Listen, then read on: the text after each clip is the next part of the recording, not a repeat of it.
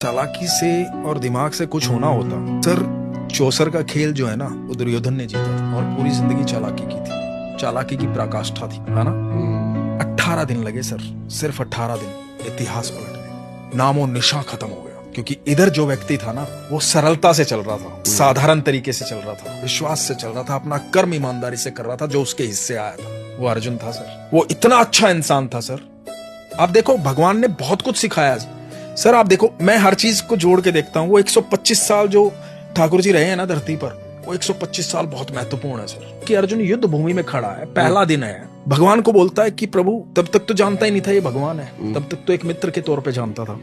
बोला कि माधव मध्य में ले चलो, मध्य में चले गए क्योंकि सारथी थे कृष्ण, जहां कहते वहां लेके जाना था। मध्य में चले गए, बोले कि मैं देखना चाहता हूँ कौन कौन युद्ध करने आया। तो सामने देखा पिता में भीष्म खड़े हैं, गुरु द्रोण खड़े हैं, दुर्योधन खड़ा है, कर्ण खड़ा है, महारथी खड़े हैं। उस समय के भारत के सबसे बड़े महारथी उसमें सब इसके विपक्ष थे। ये सब मेरे खिलाफ हैं प्रभु माधव। और ठाकुर ने कहा था पर मैं तुम्हारे साथ हूं पार्थ। तो ये चाहे दुनिया पूरी खिलाफ हो पार्थ, वापस चलो, मुझे युद्ध नहीं करना। जिस आदमी को जिंदगी भर त्रास दिया गया, जिंदगी भर तकलीफें दी गई, एक राजा का बेटा होते हुए जिंदगी भर जंगलों में अपनी माँ के साथ, अपनी पत्नी के साथ भटका है, बार बार अपमानित किया गया, जिसकी पत्नी को भरी सभा के अंदर चीर हरण करने का प्रयास किया गया, ये वो लोग सामने खड़े हैं जिन्होंने इतना पाप किया, पूरी जिंदगी नरक बना के रखी है अर्जुन की। उनके प्रति भी अर्जुन क्या कहता है कि प्रभु मुझे युद्ध नहीं करना, ये अपने हैं, इनको मारने के बाद यदि तीनों लोगों का साम्राज्य भी मुझे मिल गया